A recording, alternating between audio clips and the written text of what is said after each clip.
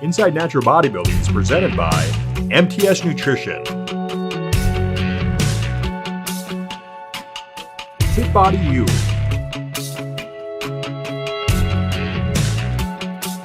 Chosen Athletic Apparel,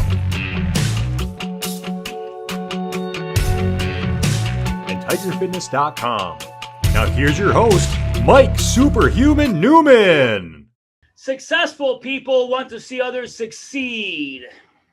Unsuccessful people want to see others fail, right?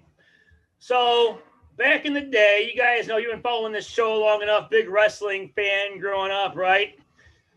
I used to read this magazine called Inside Wrestling. That was the name of the magazine. I must have 100-something issues of Inside Wrestling, all in mint condition, with the centerfold, the poster still in them. But Inside Wrestling was the name of this particular magazine.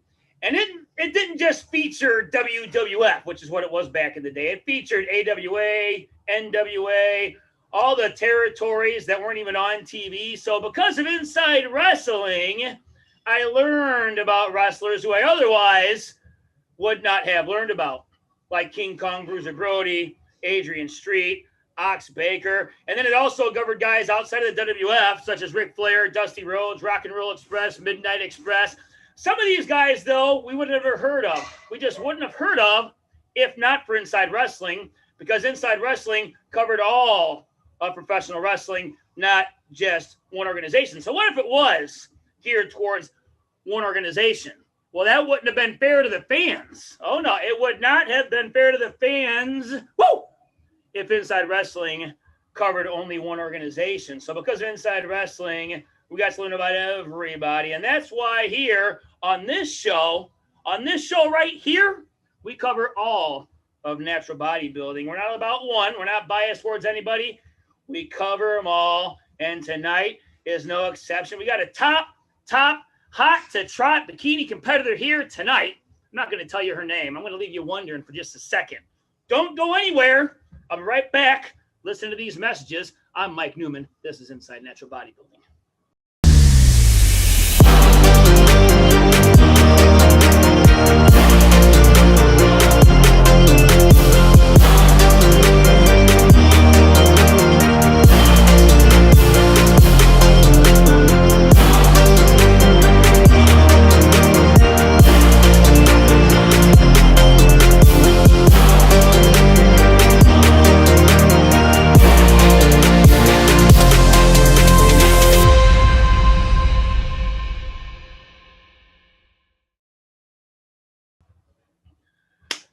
All right, so one of the hottest bikini competitors on the planet burst onto the scene within the last few years, but she had a good year. She's had a good run since she started this journey, actually. She's got 2 second-place finishes in 2 world championships. She took second place overall at the 2019 IPE Worlds, and then she also took second place overall at the PNBA Natural Olympia in Vegas. Let's not waste any more time. We don't got no time to waste because this show is going to take the whole entire hour. Forgive me if I go over the 60-minute time limit. You're about to find out real quick why that might be. Ladies and gentlemen, welcome to the show for the first time, Miss Brittany Anderson. Yeah. What's up, Brittany? Hi. Good to see you. Good to see you. Mrs. I should have said. Let's see here. Let's talk about how you were in grade school. Did you play sports? Were you shy? Were you outgoing? Let's talk about the start of it all and what took place back then. In grade school. So I was always really shy. I spent a lot of my time with my animals or playing with my Hot Wheels. I did not play sports. I've never played sports, actually. So this is my first one. And I really like it a lot. Wow, so you were really shy back in the day. That's something I would have never guessed. You know, sometimes you don't always know because you seem like you came out of your shell. Okay, if you didn't play sports, at what point did you start to come out of your shell? High school. I'd say high school. I surrounded myself with the car scene, the whole Fast and the Furious kids. So I felt like I found myself around that time. I found my group of friends and common interests and all that stuff. And Okay, but still no sports in high school, no cheerleading, no any kind of nothing. Just were you a bookworm, or did you get pretty good grades in high school, or did you just kind of coast by? Were you on the honor roll or anything like that? I got good grades. I love school. If it's something I love to learn about, then I'm good at it, I guess. Yeah. Mostly animals everywhere. Yeah. I don't know. Yeah. Yeah, it's always better if you're interested. Okay, so you found your love of animals. Where did the love of animals come from? Did you have a dog when you were young or something? How did that evolve? I had a lot of animals growing up. So my parents got divorced. My mom passed away. So my dad took care of my sister and I. Bruce Bear. So I had a lot of self-sufficient animals. Pardon me. Bring him on. This is Bruce Bear. I think we're getting ready to see. So we'll get an inside look at Brittany Anderson's animals here. So what do we got going on here? This is Bruce Bear. Oh, This is Bruce. Say hi. Hi. Okay. So growing up, I had cats, guinea pigs, bunnies, hamsters, all the ones that you can pretty much just leave when you go to work. Really? Yeah. Oh, you ever have cats and dogs in the same household?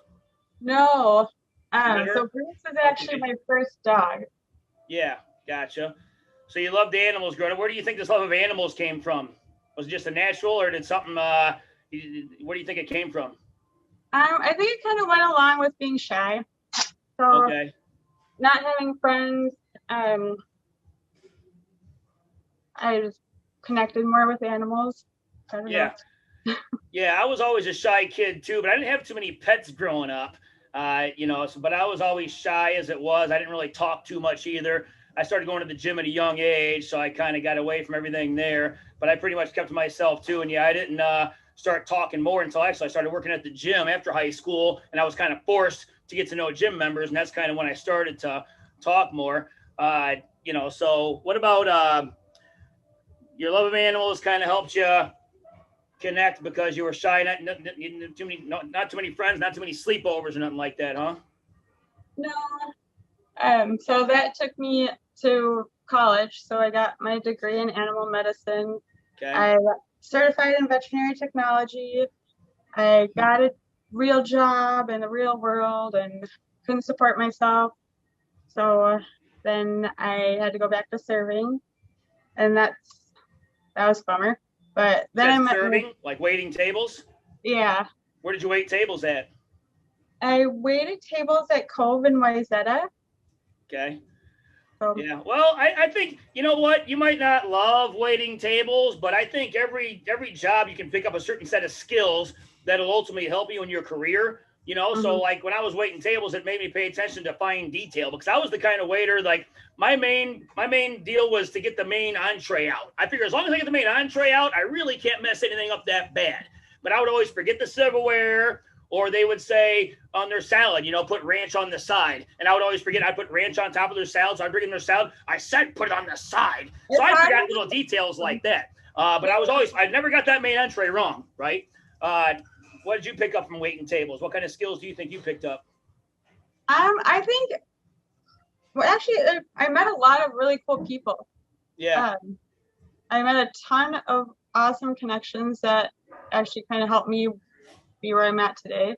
It taught me patience and to handle my emotions a little bit better, actually. Yeah. So yeah, when it's really stressful and it's busy and it's chaotic and you have to like stay calm and collective and professional and respectful, like not just acting on emotion. Yeah, I have that problem a lot of the time. I'm working on that myself for the last couple of years. I think I'm starting to get better, but yeah, I tend to react a little bit too soon. Some that know me well know that about me. But so it helped you overcome some emotions that did, but you had a hard time dealing with that in the past, but that job kind of helped you overcome that and get you better at it. Yeah. Okay, yeah. Younger Brittany had a temper. Yeah, part of the job is learning how to deal with difficult people. You had a lot of demanding people that that are hangry too. They're hungry when you're delivering their food to them. What other kind of jobs have you had along the way? Well, Besides waiting tables, you ever bartender or anything like that? No. Deliver pizzas? Never delivered pizzas? No. Okay, but you do it. Go ahead. Yeah, just at the animal hospital and serving. Now, thank God, personal training. I love my job so much now. You know what? You must be reading my mind. That's exactly what I was going to go into next. You and your husband, Seth, have a personal training company. First, let's talk about how you and Seth met. How long ago did you meet, and how did it happen? Actually, I met him through a girl in college. A girl in college set you up? Yeah. So that girl and Seth were hanging out. He was training her. She introduced us. A lot of people think we met at the gym, but we didn't. So randomly, she introduced us, and I went over to his house with Bruce, and I said, "Hi." So she just kind of thought you two would be a good connection for each other, and she said, "Hey, I got somebody for you to meet." So when you met him, you kind of knew it was us. You were open to the idea of meeting somebody, and then when you met him, it just clicked. Yeah. Okay. Yeah, so we have a lot in common. So it was pretty natural then. The first time you met him, you were like, "Okay, I can get with this guy." Yeah. It didn't take long. Not at all. Okay, good stuff. So you guys have a personal training company, Training Protocol, it's called? Mm-hmm. Okay, then let's talk about how that got started and what you guys are doing with that now. So Seth has been training for about 12 years, and he started his company about 5 or 6 years ago. Okay, so he had it before him and I met. Yeah. Is it strictly one-on-one training, or do you guys do group training? What all do you do there? We do online training. He does group classes, boot camp, 2-on-1, 1-on-1. Yeah. Okay. But it's mainly for people that want the personal training. You don't take on regular members that can just use your facilities, right? You just take on personal training clients who want to pay the good money to work out there, and it's kind of because people like their exclusive clubs where not many members are around, so they're paying for that. And there's a niche for that, but you guys don't take on members. It's strictly personal training clients. Right. Okay, good. Well, and you personal train with them now, I presume, yeah. Mm-hmm. Okay. Now, did you see yourself like back in college or shortly after college? Did you see yourself ever personal training, or was that even a thought that crossed your mind? No, I'm not a huge people person, so I would have never in a million years guessed that. But yeah, well, that's what I did. That's a good way to overcome shyness. I was real shy. People don't know that, but I was an only kid growing up, so I kept to myself a lot. Didn't make many new friends unless I was in school or something. Didn't hang out with many friends outside of school. I just had the gym, my magazines, and I'd watch pro wrestling, and that was it. But one way I overcame it, there was a Gold's Gym right after I graduated high school, and I got a job there. And I was real shy, but after about a few months, I was on the gym floor training everybody and got to know everybody. And that's kind of where it all happened there. But if you're one-on-one though, because you can talk to anybody in the world one-on-one, right? It's just in a group. Were you more shy like in a group setting? Because I know when I was in a group setting, I don't like to be the one to take over the conversation unless it's something like I really know a lot about, which isn't a lot of topics. But one-on-one, I can talk to anybody in the entire world, because then I'm not going to feel like I'm going to say something stupid. You know what I mean? Because if you say in a group, somebody's going to think, what a dumb question, maybe. But one-on-one, I can talk to anybody. What's your take on that? I am the opposite, and I don't know why. So when I'm serving tables, I am so thankful for the excuse, "Oh crap, they wanted to pay out real quick, I'll be right back." So if I'm getting trapped in a conversation and I can feel myself getting uncomfortable, I can make up any excuse to get out of it.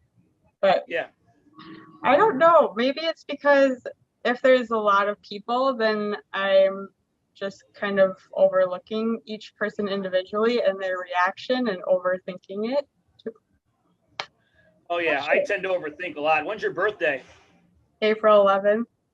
Okay. So I don't know what sign that is, but I know, I guess it doesn't matter what sign you are, but there's a lot of overthinkers out there. But I know us Aquarians, we're supposed to get along with everybody. But yeah, one-on-one, I can talk to anybody, but in a group, I used to shy away, and I pretty much still do unless it's one of my main topics of discussion there, but you look at it the complete opposite way. So I'm glad I asked that question, because now maybe I can start looking at it a little bit differently, and that may help me out in my groups. Because if you guys talk to me, if I'm in a group, I usually don't say much, but I'm going to try to overcome that at some point.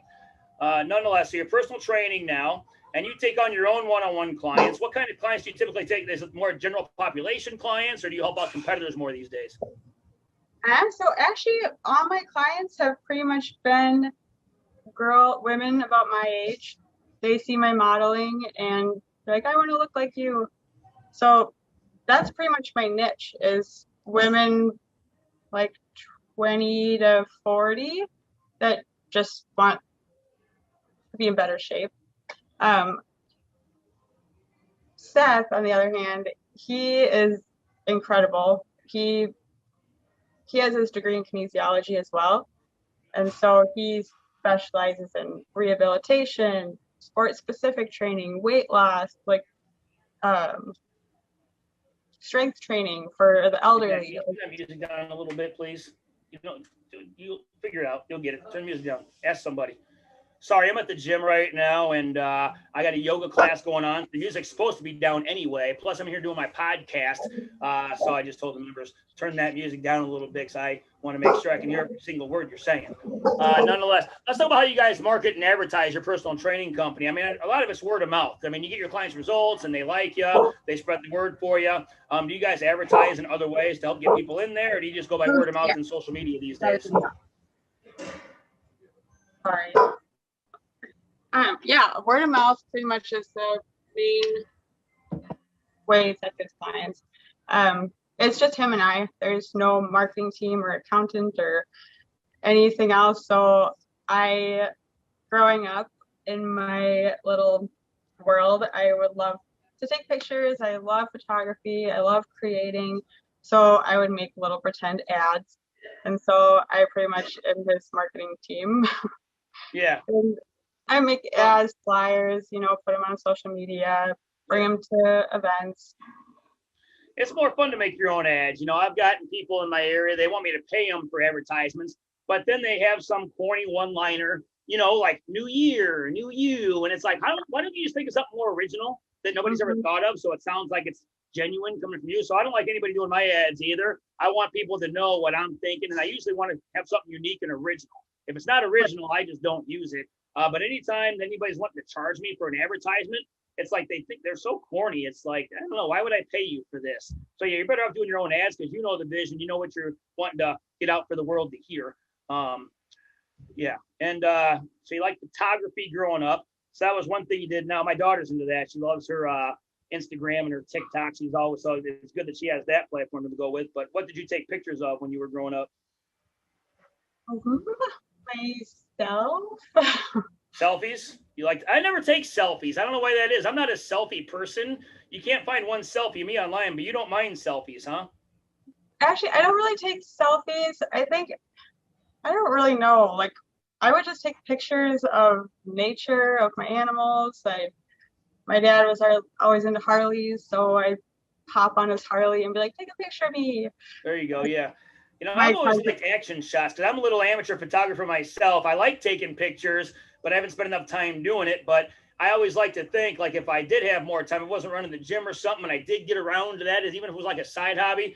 I don't see this often, but I like to capture the moment. I'm not one to, hey, smile for the camera. I always like to catch people when they don't see I'm around there, and I get, you see me backstage a lot of the times. I'll snap some shots, or when nobody even expects it. That way I'm capturing the moment. I like those kinds of pictures. What about you? Are you a capture the moment kind of photographer, or do you kind of do a little bit of this and that? A little bit of both. I like the more candid, more natural ones. When people are put on the spot, it's just awkward, unnatural, and like. Yeah, totally. Yeah, I like to avoid those awkward moments, because there's times where, like, maybe you see somebody at a show you haven't seen in a long time. Hey, can you take a picture of us? And then you're posing for the picture, you're smiling, you're trying to hold this smile, and the person taking the picture is taking forever to finally snap the shot. Just snap the shot already. You know what I mean? And finally, if they make me stand there for more than a few seconds, I'm already impatient as it is. I'm like, you know what? That's good enough. And usually they're taking 3 or 4 different pictures. But when I take a picture of somebody, I get in, I focus it, boom, boom, done. I don't think people, that's kind of awkward to me when you're just standing there. Take the picture already. You know what I'm talking about? Yeah, because now I'm smiling for an awkwardly long period of time, and I probably look crazy. Yeah, tell me about it. And let's see. So that's interesting. Are you guys busy? Like, do you guys take on your first clients at 5 a.m. and work all the way till 8 p.m.? Or what kind of hours do you generally work? Usually clients start at like 8 or 9, go till about 1, and then we have a few hour break and come back after the 9 to 5ers. Okay, good. So you're doing enough to where you don't really even need to work on the morning people, because there's a definite 5 a.m. to 8 a.m. crowd, but you guys just bypass all that so you can sleep in a little bit and get a better sleep and just work your 8 to, and if you stay busy, I guess you can do that. But a lot of trainers starting off that don't have any clients yet, they would pretty much need to be at the gym 5, 6 a.m. to catch those before work clients. But you guys don't train anybody that early in the morning, huh? Thankfully, no. Yeah, we're not super early morning people. Right. Now, what about with general population people? You really can't do macros with them because they don't have the mindsets that competitors have. I've tried it and not been successful with it, and a lot of them just can't stick to it on the weekends. So how do you go about a diet for a general population client that wants to lose a few pounds but just can't stick to it on the weekends? Do you give them macros, or what kind of diet do you work them out with usually? Yeah, so Seth does the nutrition. He finds the basal metabolic rate for the individual and then breaks it down to the macros for the day. And then based off of about 5 meals a day, he breaks it down even further for them per meal. And it's been really successful, and he makes it really easy. Yeah. Well, I'm sure you deal with this a lot, because especially women, a lot of women are just afraid to go over 1,000 calories. That 1,000 calories is just a perfect number. It's just a nice round number. I don't know where 1,000 came from. In fact, in the last decade or 15 years, people have inched up to 1,200 calories. You're seeing more and more people do 12, but that's the most they'll go to. They think any more of that will make them gain weight. Well, if I eat more, I'll gain weight. What do you tell that when your clients tell you that kind of deal? Thankfully, I haven't really had to deal with that. No? Oh, you're lucky that I have. Yeah, my clients are all like kind of around 1,300 to 1,600 calories a day. Pretty good. And I think when Seth does his nutrition sessions, he breaks it down like all the way down to the science and makes it very easy to understand. Yeah. And so there's no confusion. No one's depending on us for a meal plan. Like, they actually have the knowledge they need for the rest of their life. And so you can't argue. No. You don't want to argue with Seth either. So. Just don't argue with your coach. Just do what he says, follow the plan to a T, and you'll be good to go. What about, women have gotten a lot better with weights too in the last 15 years or so, but there was a time they didn't want to lift weights. They're just still women, especially ones that don't have the experience just yet, that think if they lift weights, that they're going to get huge. Now, I know you train hard, you train heavy. But what do you tell the female clients that say, I don't want to lift weights because I don't want to get big muscles? What do you say about that? Well, my legs are pretty big, muscly, but my upper body isn't. And so I train lighter weight, higher rep with my upper body. And so I try to put it in perspective for them. Okay, my legs, for example, they're bigger, bulkier, musclier, right? So I lift heavy, low reps on my legs and lightweight, high rep on my upper body. And so I kind of show them physically, like, here is what that looks like, and here's what this looks like. If you're scared of being big and muscly, don't do 30-pound shoulder press. Well, I'm just like, don't worry. It's not that easy to get big. Even if you trained heavy, you still got to eat big to get big. Right. I mean, if you're only taking 1,300 calories a day or 1,000 calories a day, don't worry. You're not going to build much anyway. Plus, your genetics have a lot to do with it. Some people can naturally put on more muscle or just look like they're more blockier with muscle. And some people just have the smaller joints and look more, like an hourglass figure, much like some of the bikini competitors you were up against this year. Let's see. So I assume you squat below parallel, or do you go 2 parallel? I actually don't do a whole lot of squats. You don't squat at all. You just lunges. And what do you do for legs then? I do hip thrusters and lunges, deadlifts, kickbacks. That kind of thing. Okay, good stuff. Now, do you stick to lighter weights all year round? Do you 12, 15 rep range, or do you kind of go higher to 20 reps, or what kind of rep range do you stick with most of the year? About 15. Okay, right around. Do you train a muscular failure, or do you put the weight down when you could have got 3 more reps? I put it down. I could have got more reps. Oh, you do? So no drop sets, no supersets, nothing like that? I do drop sets once in a while, supersets most of the time, but then I do it to 15. Okay, gotcha. Let's talk about, we got a Britt and Bruce Rescue. It's a federally recognized nonprofit organization dedicated to creating a brighter future for bully breed dogs. Let's talk about that and how that came about. So when I had my job at the clinic in the animal hospital, I was not making enough to pay my bills. And so I had to go back to serving.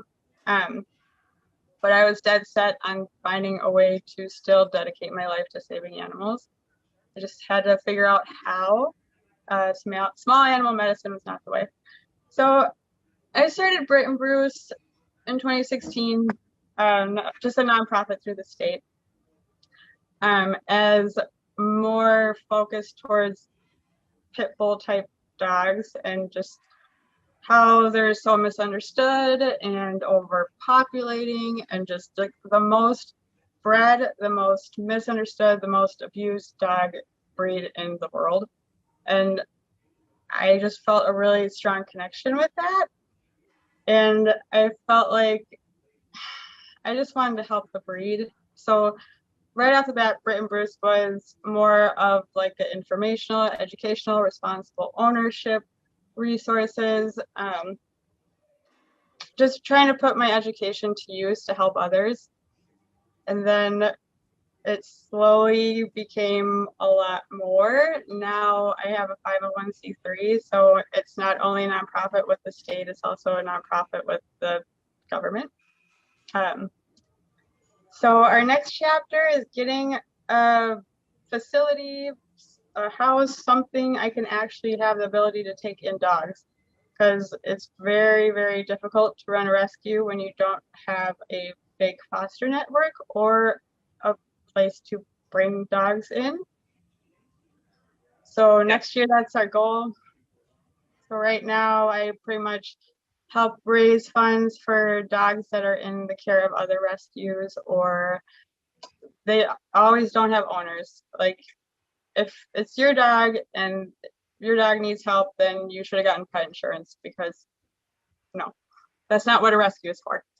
But yeah, that's not what a dog rescue is for. Don't get it backwards.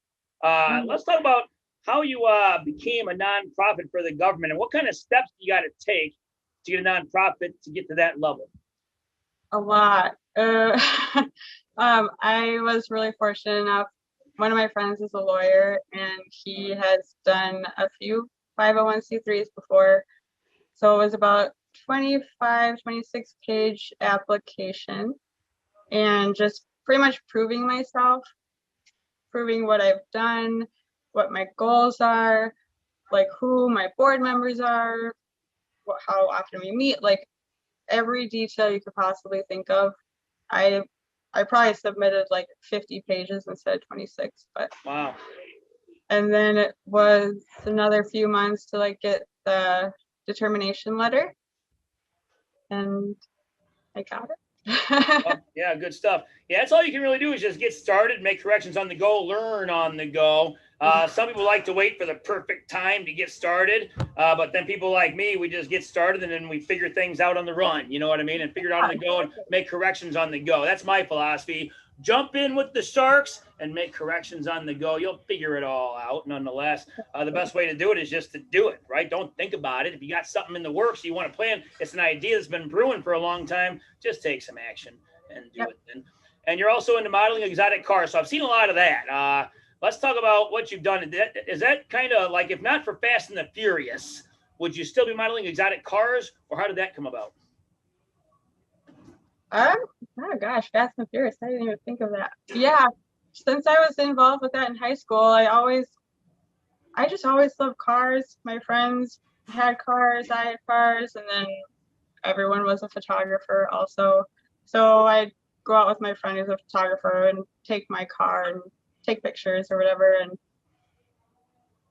I always like imports, like never American, no Never. American muscle. No. Oh, yeah, I can understand that.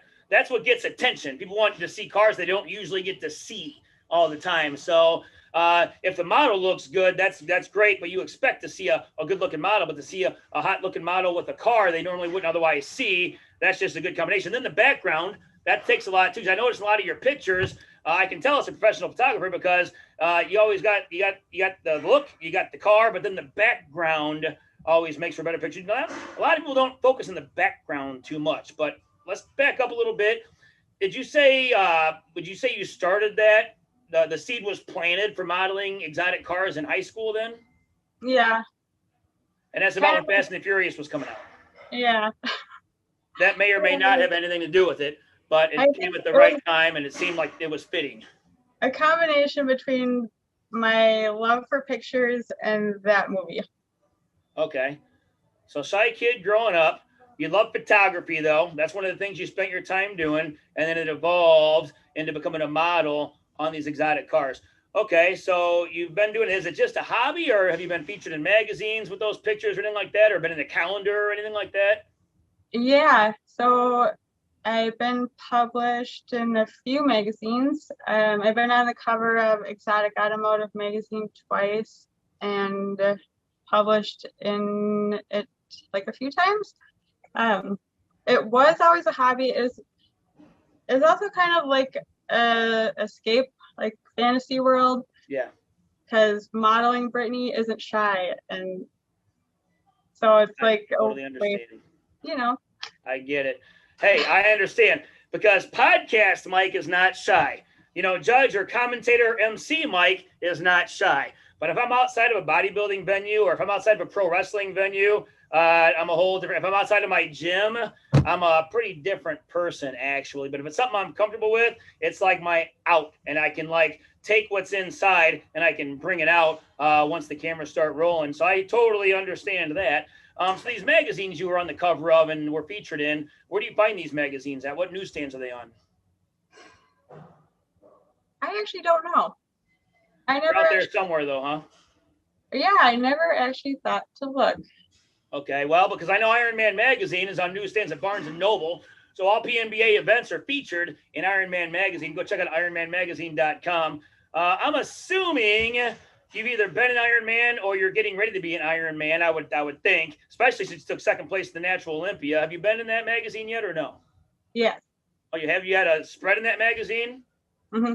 You have? Okay, I knew I seen something. I seen the Courtney Spaeth one, and there were a bunch of other ones in there too. Okay, well, cool. Let's talk about that photo shoot. When you were featured in Ironman Magazine, where did that photo shoot take place at? That photo shoot was Seth and my first exclusive photo shoot event.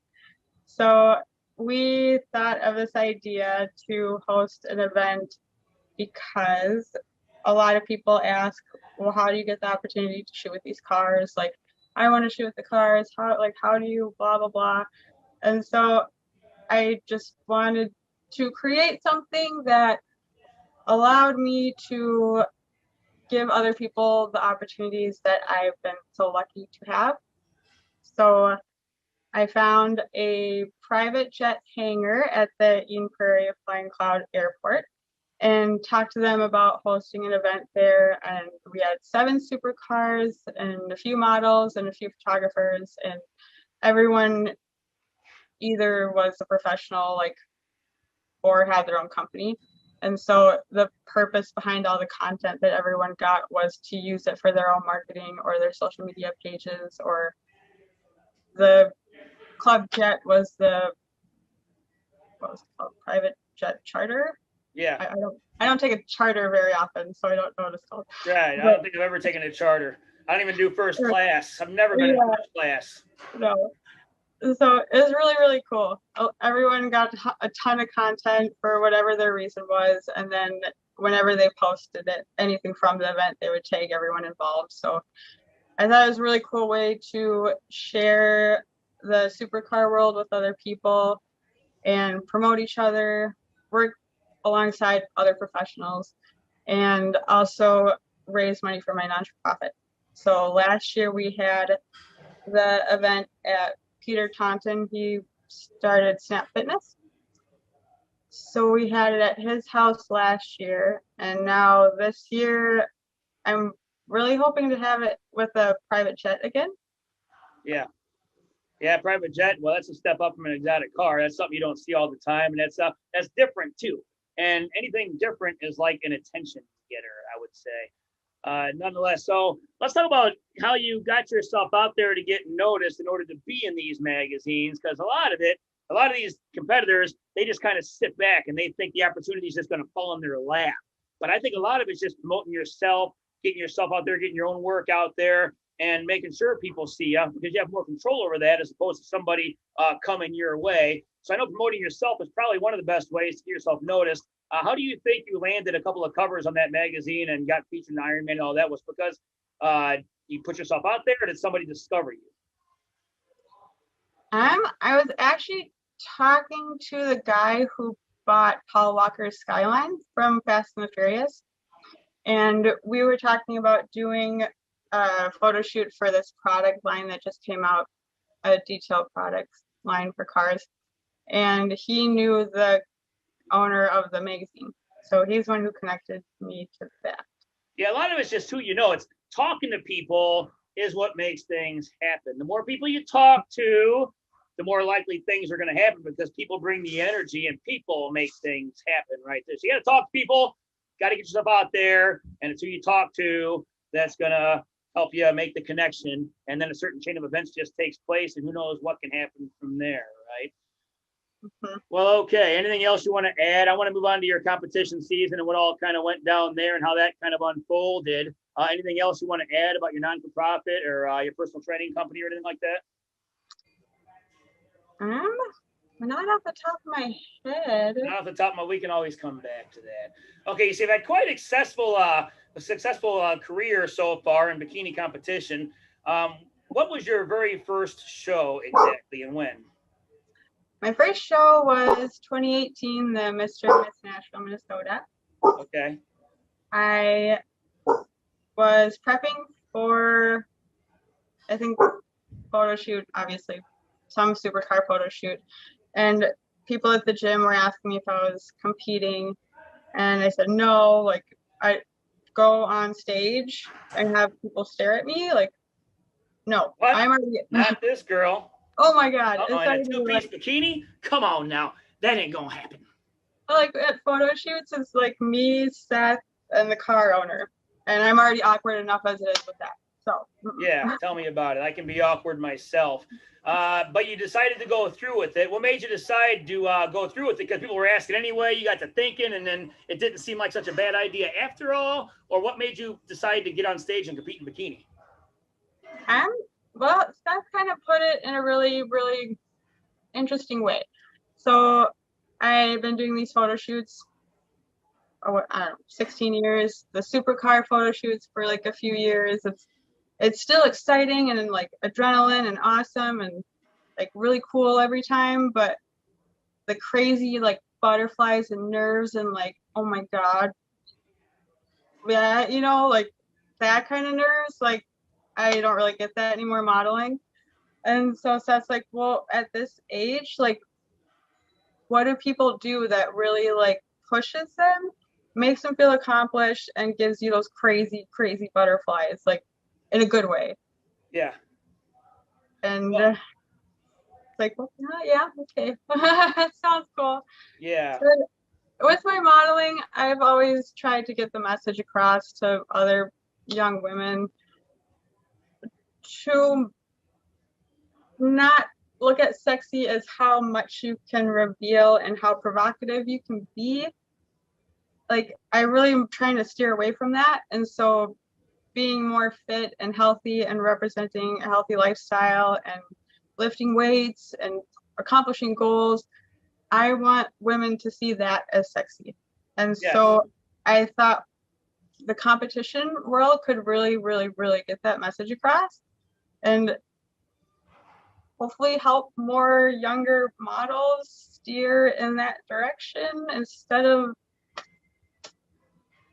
I mean, if you got the body, and if you're in the gym 5 days a week anyway, and you're out of college, so you're not, even if you were an athlete in college, once college is over, there's really not much to compete in unless you do a league of some kind. But if you're in the gym 5 days a week, you're already looking good, you might as well do something with it. So one of the main things you can do is jump on a bodybuilding or physique bikini competition stage, face your fears, and do it anyway. Because there's times when you're getting ready to walk out on stage, maybe you are nervous when you're behind the curtain, when you're not on stage yet, but you're lining up in your group and you're kind of nervous when you're in line waiting to go out on stage. But it seems like once you take that stage, the nerves go away and you don't feel so nervous anymore. I guess because you're too focused on posing. But how did you feel your first time walking on stage? Were you still nervous once you got on stage, or how long did that take to overcome? Terrified. Yeah, I would imagine so. But you don't look like... Oh my gosh, I was so red. The lady touching up my spray tan asked if I got sunburned under my spray tan. Yeah. Wow. I was really, really nervous. But I got second. So yeah. So you knew so right out of the gate, you knew there was something there because it takes second place, especially in the Mr. and Mrs. Natural Minnesota, because that's one of the biggest shows, not only in Minnesota, but in the entire nation. Aaron Callister runs some really, really good shows. It's always one of the top shows of the year. So to get second place in a show like that, well, now you know you belong. You know, if you were looking for your niche, well, you found it your first time out. But would you say after your first time competing that you were hooked and you couldn't wait to do it again? Yeah, it was unbelievable. Like, it was such an awesome experience, like not only like as an individual person, but backstage, like all the girls were so supportive and we like held hands and prayed. And I was like, holy crap. Like I was expecting girls to like trip me or like be mean, but I was like, wow, this is a really good community of people. Right. Yeah, pretty much every natural bodybuilding show I've been to has that same community of people where everybody supports each other. So that's a plus. But what made you decide to do the Mr. and Mrs. Natural Minnesota? Are you from Minnesota, or was it a close show? What made you pick that? Because that's a big show for a first show. You didn't wait around because that's not exactly a first-timer show, because there's going to be some serious competition in that show. But you certainly can find out where you stand at a big show like the Mr. and Mrs. Natural Minnesota. How did you come across and choose that show? I think it was partially the timing, like how far along I was prepping for the photo shoot. Like it just fit. I think I was like a couple weeks away from that show, and like whatever, okay, let's do it. But then also the owner of the gym my husband and I train out of is Jason Young. I think he's been friends with Aaron Callister for a really long time. But he had his own bodybuilding show like back in the day, and so he suggested that show too. And well, let's do it. I'm sure they felt by looking at you that you'd be able to hold your own. But yeah, some competitors like doing really small shows so they don't get blown out of the water. Other competitors just want to find out where they stand right out of the gate, and you certainly did that. So that was your first time out. And it didn't take you long to get your pro card, because was that your second show? Was Clash of Titans your second show? Mm-hmm.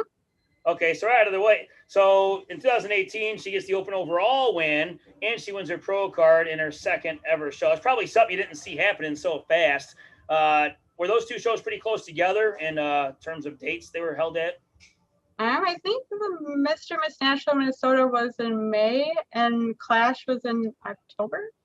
Okay, good stuff.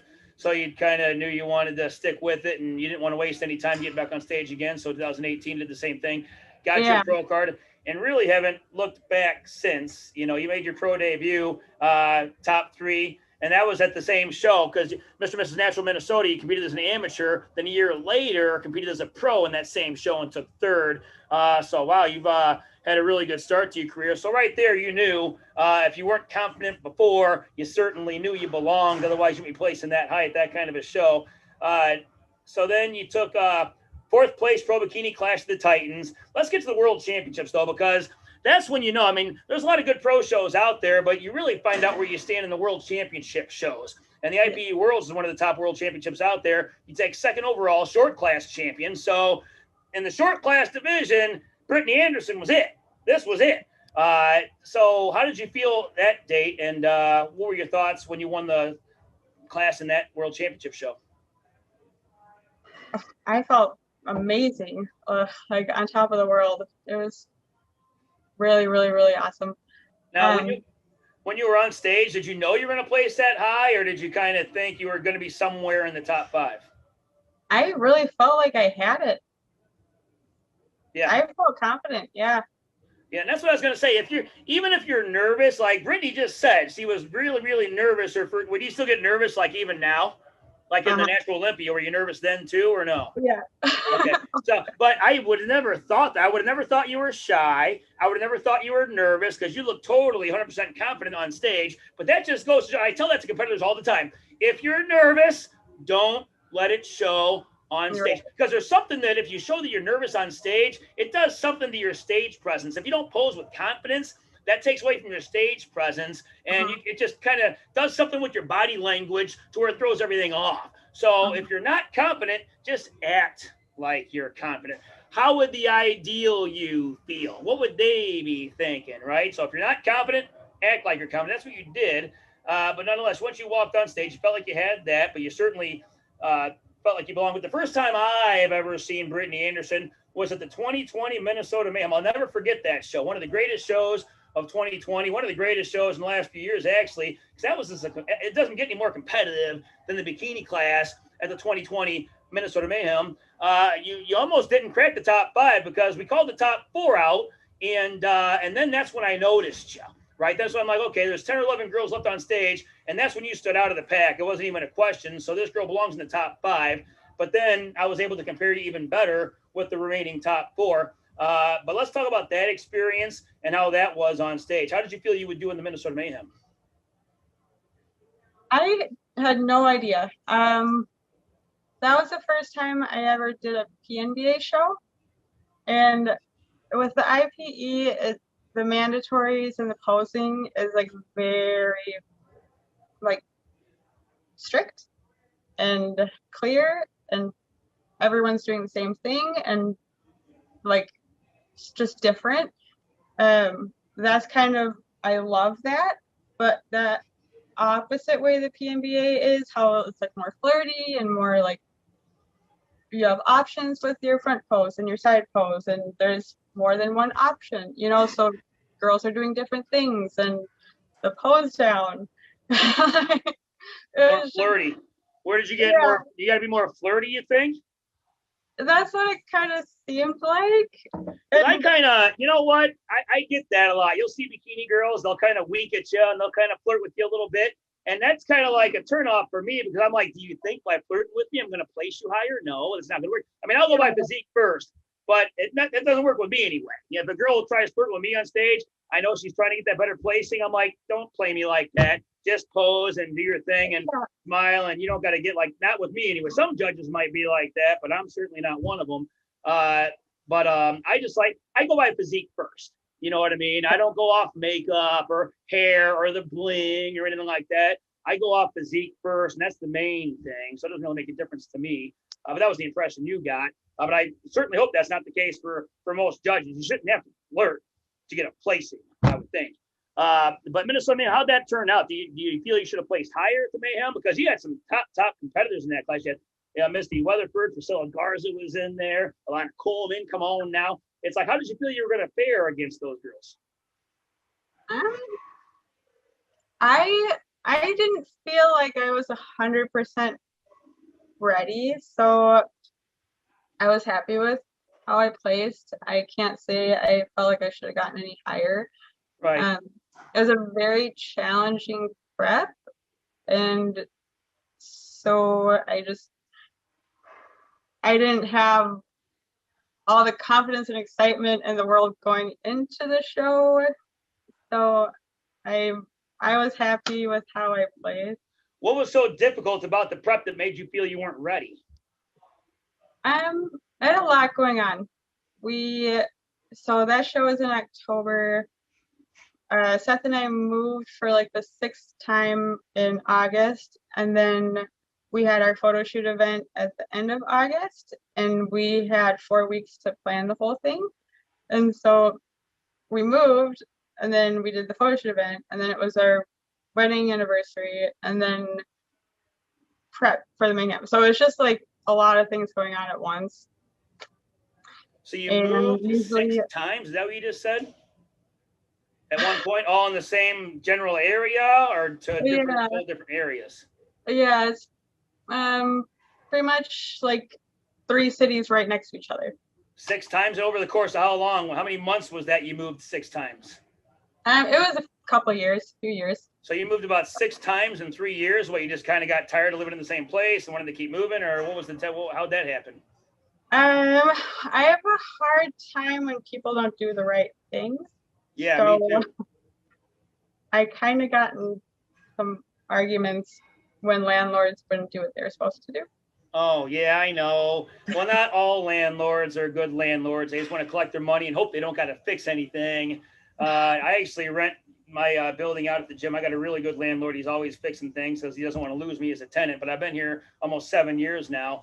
So I get it. You got to be a good landlord. And yeah, I can totally understand that. But 6 times in a few years, I hate moving so much. You ever have to move during the wintertime when there's snow on the ground? Like the biggest snowstorm, or what was it, a couple years ago? Like, I don't even know how we did it. Yeah, me neither. We were in a place that there was like housing code violations, there was mold, there was illegal plumbing that caused a flood. We couldn't use half the house, but we had to pay for the whole house. Like, we just parted ways, and as soon as possible, and that happened to be like December 1st in a snowstorm, but whatever. Yeah. Get me out of it. I moved one time during the winter, never again. I hate moving, period. Which is why, like, the couch I have, no recliners in the couch, because I'm not carrying no heavy couch up and down stairs.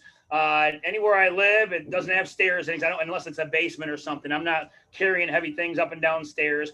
And when I buy furniture, I make sure it's nice and light. I hate moving, but I did move once during the winter and had to carry it through snow and things like that. And yeah, I could only imagine.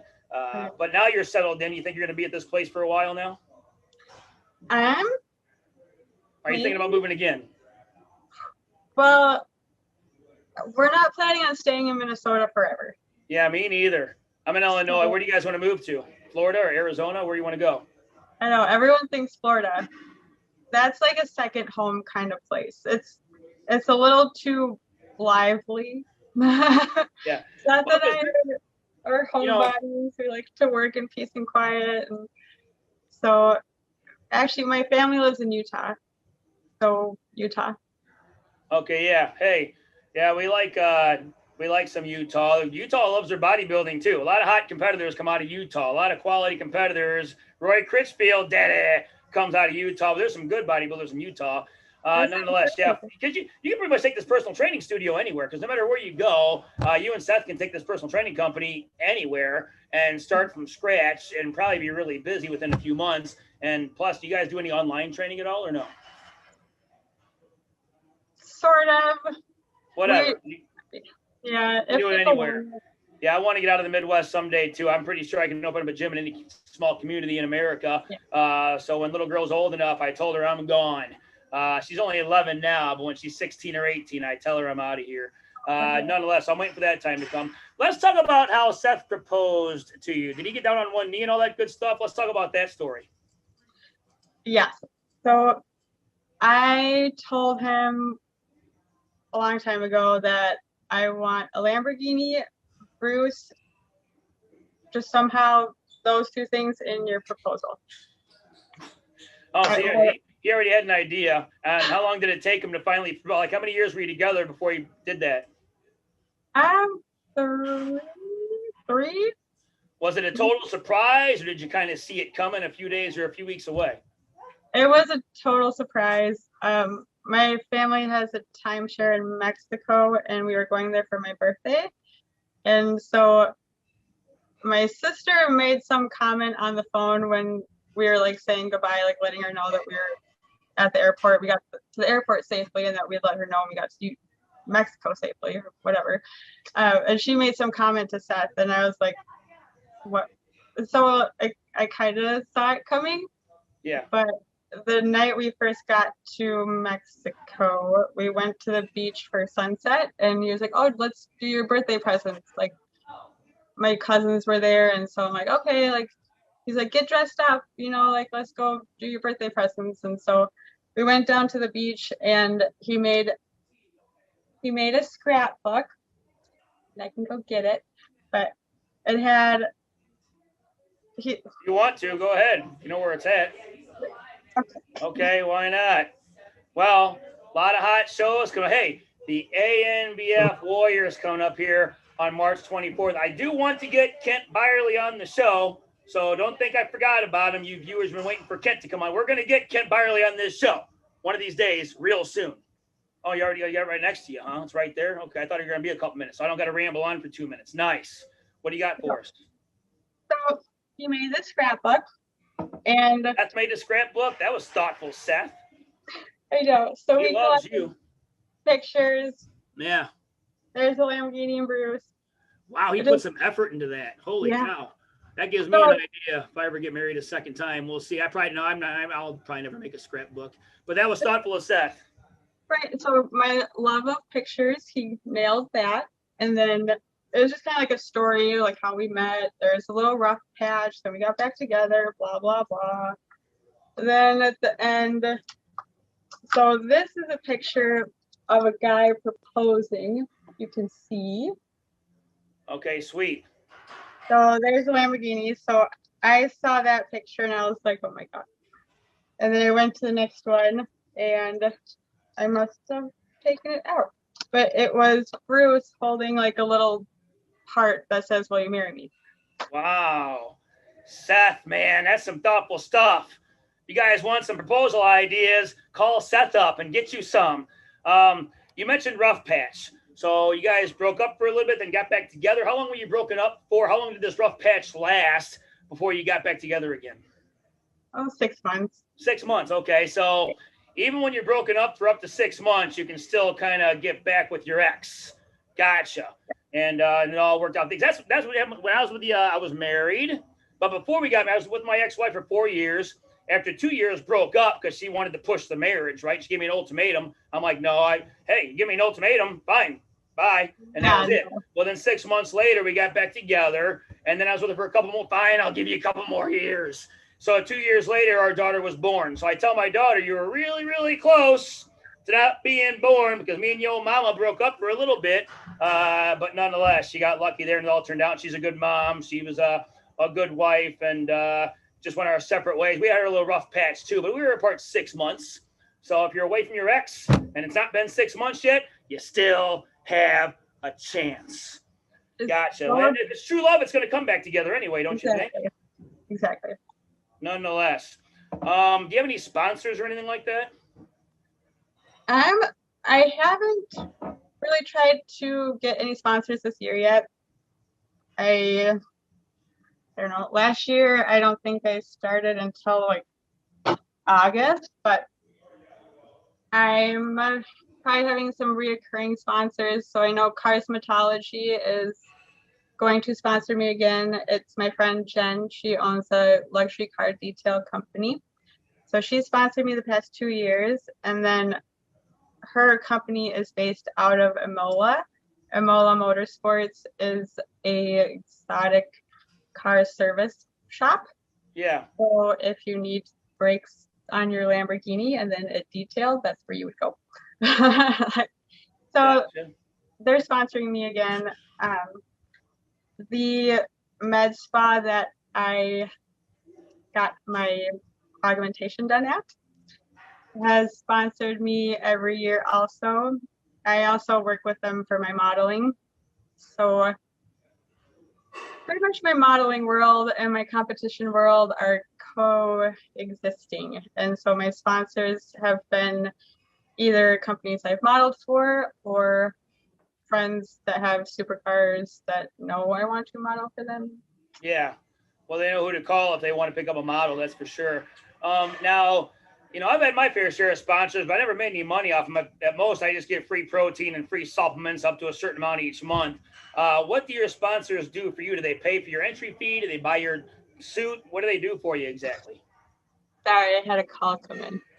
I did not catch what you said. So people think sponsors. I mean, a lot of times, you know, I've heard of competitors, top competitors getting paid a little bit of money here from their sponsor, but most of the time, from my experience anyway, I just get free supplements, and that's pretty much it. But it's good. It's less that I got to buy for myself. But you got some sponsors from non-supplement companies. So your sponsors, what can competitors expect to get out of a sponsor? Is it just free supplements? Or can they get their sponsors to pay their entry fee? Or actually, I had a girlfriend once, and she had her doctor, she had breast implants, and she had her breast implant doctor buy her 2-piece bikini suit for a bikini competition. I'm like, that's pretty damn cool that he bought your suit for you. Yeah. Do you have anybody do anything like that for you that pays for your suit or for your expenses to travel to a show? What do sponsors do for you exactly? I just get money. They're all monetary. So Yeah. I draft up for this much money. This is how I'll promote you, or I'll create an advertisement for you and have it published in this magazine that I was in. You know, I'll do a photo shoot with your whatever facial services, and you can use it as advertising. Yeah. So I just get cash. I think it's amazing. Yeah. Well, maybe I'm not asking for enough then. Maybe I'm just like, whatever you're willing to give me is what I'll take. Maybe I need to ask for, hey, you don't get what you don't ask for. If you want something, got to ask for it, right? What about a contract? When you have sponsors, did you drop a contract, or is it more of a handshake agreement? I think this year I'm going to do a contract just because it's more professional. Yeah. But the past years, it's just an agreement that we have on paper. Yeah. Yes, that's something else I never got too serious. I guess when I was sponsored by Pro Body Solutions, they had me fill out a contract, but they were professional. Normally, if I get deals like that, I issue the handshake agreement. That usually works out. But I guess it would be more professional to do it the right way. And that way you can ask more money and say, I'll do this if you give me this much money. Right. Yeah. Okay. Well, are any other shout outs you want to give? Anybody in particular you want to give a shout out to or talk about?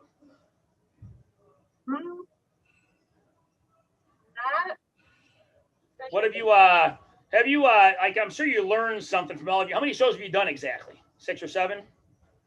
About 6. Okay. Yeah. And you probably learned something from every show. I'm sure you've been told your posing needs work and what to do to improve the next time around. But really, a certain set of judges can tell you what they think you should do to improve. But then if you bring the same exact physique to another show with a whole different panel of judges, it's going to be a totally different result. You know what I'm saying? So you really can't take what all the judges say. You know, if you have a coach, listen to your coach, listen to Seth, maybe listen to one person, just bring your best body. But what's been your takeaway that you've learned in your short career so far? Posing, work on my posing and stage presence and confidence confidence, not so much, but the fluidity of my transitions and just always practicing posing, like really how to showcase what I feel is my best assets and maybe something that I'm not so confident about. Like I have really tiny rib cage, and so I don't have that indent, that hourglass shape. And so trying to learn how to pose or move my body so that I don't look like a square up there. Yeah, well, you're doing a good job because I didn't notice that. So you're doing a good job of hiding your flaws. And that's part of being a top pro is hiding your flaws and showing your strengths. And you've hidden your flaws so well that I didn't even notice that about you because I didn't recognize it. But you say you work on your posing all the time. Is it an all year round thing, or is it something you take more serious when you're like 3 months out from a show? It's not all year round. I really should do it all year round, but I'd say like 6 months out. Yeah, it's definitely not something you can't throw in there because you can't just bring the best body. You know, because you could have the 10th best physique, but you can get top 3 if your posing is where it needs to be. Have you ever had a posing coach, or have you gone to posing seminars or anything like that? No, well, I had one session with Tara Thatcher. Tara the Hatcher Thatcher, because she hatches champions. You walk into her studio in a little eggshell and you come out hatched a champion, Tara the Thatcher. So you've had some Tara Thatcher giving you some posing instruction. That helps. Yeah. What else have you done? So I had one session with her. Otherwise, just research. I've researched a lot of bikini competitors and like just looking at their posing and trying to mimic it and just practice. My sister also was a bikini competitor back in 2013. She got her pro card at Fitness America. So she loves to pose. Okay. So it runs in the family. Gotcha.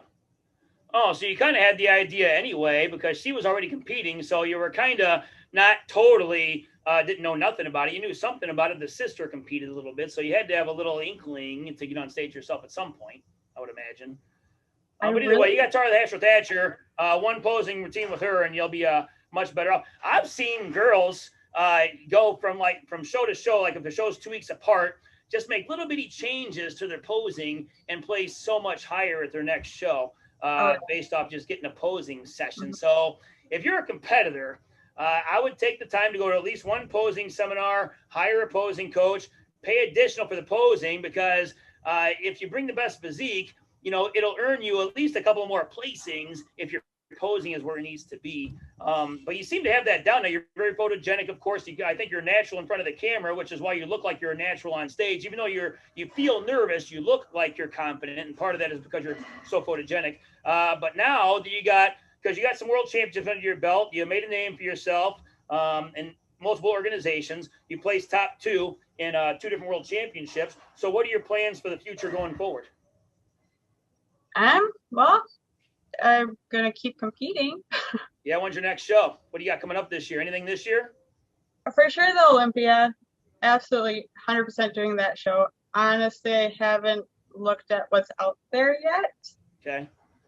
I really want to do more than a couple shows this year. Last year, I only did 2, and I don't feel like I got enough stage practice. Like, how do you possibly get more stage practice other than doing more shows? And it's something like I know I need to work on, and I can't just do it at home. So yeah, it helps just to get in on the action and do the real deal so you can get the real feel. That way you're really where it counts the most on a stage, under the lights, in front of 500 people, in front of some judges there. But to do the Natural Olympia, I think, because I think, do you got to qualify for the Natural Olympia even though you place second? I think if you're the winner, Natural Olympia champion, I don't think you have to qualify then, but I'm pretty sure you got to qualify again this year. Am I right about that without looking at the rules? So what show do you think you're going to use to qualify for the PNBA Natural Olympia? I have the list on my fridge over there. Yeah. There's a bunch of shows to choose from, but nothing off the top of your head. Hey, when you see Brittany Anderson on stage, that's when you'll know what show she decided to do. But you say you definitely want to compete in the PNBA Natural Olympia again. What makes you really want to compete in that show again? It was just an experience like I've never had before. I mean, obviously I'm still new, but it was like a whole experience. Like you're part of something. Yeah. And like really the other shows, like they were awesome and fun, and I liked how they were ran, and they were very by the books, but you still felt like individuals. Like everyone was their own person, obviously, but at the Olympia, like you're all in it together, even though you may be up against each other, like you're still in it together. So just like the whole energy and like family kind of feeling, like I don't know, I just really liked it. Yeah, well, I can relate with you on that, 'cause I've covered 8 Natural Olympias now, 8 years in a row, and I've seen some of the same competitors year after year after even 8 years in a row, and they were competing consecutive years before I even came along to cover the Natural Olympia. But you get that same exact competitors year after year after year. So that's part of it. You see a lot of the same competitors every year, but they also come from other countries. It's the biggest international competition out there, and when you can get a handful of competitors to fly from Australia and New Zealand and Greece and Italy to compete in the Natural Olympia, that's something special, Yeah. Well, plus the venue, it was right on Fremont Street. Now, for years prior, we were at the Rio, which, hey, I'm just glad to be in Vegas. I can have a good time no matter what. But we were at the Rio for a few years in a row. So it was nice to change things up a little bit this year because when I'm at the Natural Olympia, I don't really have time to explore. So I pretty much stay at the hotel. And at the Rio, you can't really walk next door or anything like that. I don't want to take a cab anywhere. I'll just chill out in the hotel. There's enough stuff to do. But at the Golden Nugget Hotel and Casino, right on Fremont Street, that was an experience in and of itself because not only did you compete against some of your friends, we're going to talk about that, but once the show's over, you can have a good time without going anywhere and just take a walk outside the hotel. And there's Fremont Street, and everything you need, all the action is right there. So let's talk about that experience and how you liked the venue at the Natural Olympia this year. I didn't stay at the Golden Nugget. Oh, you didn't? Where'd you stay at? Seth and I stayed at Paris. So one of our friends knows the VIP host or something at Paris, and I think we thought the venue was going to be Paris initially, and then it changed. Yeah. And so we just, I don't know, stay there. But obviously this year we're going to do it differently. Staying at the host hotel is very... Yeah. Hey, you should do that.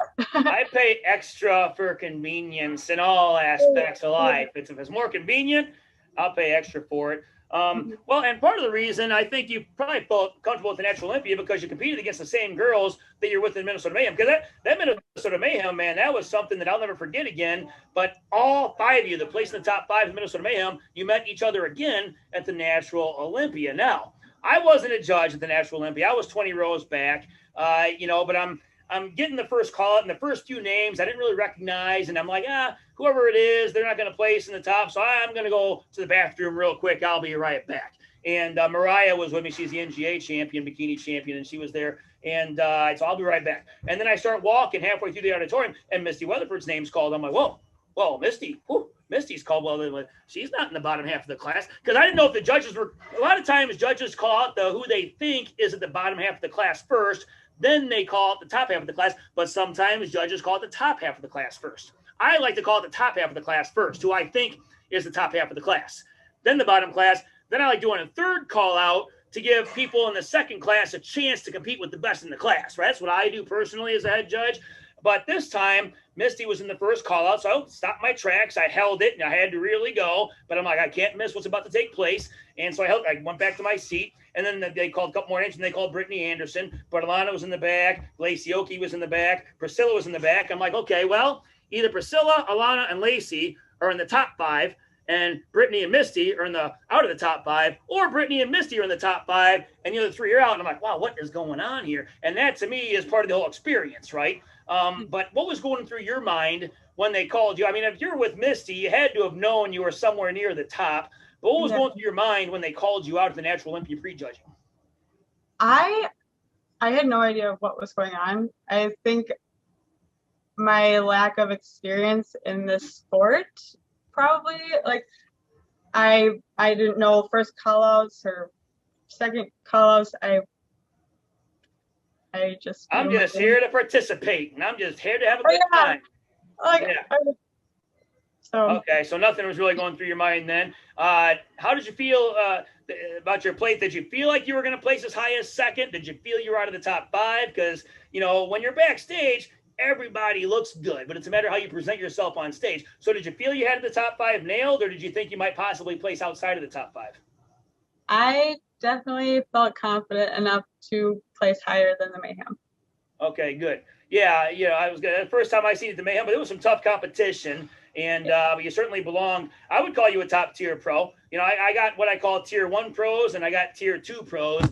And you're certainly one of those top tier 1 pros that can win any bikini show you enter, depending on who shows up. And even if somebody is, because you beat out some tough competition this year, because it might have placed behind Alana and Priscilla, but to place ahead of them, that just shows, okay, you're here to stay. I'm here to play. I'm here to compete, and I'm a force to be reckoned with.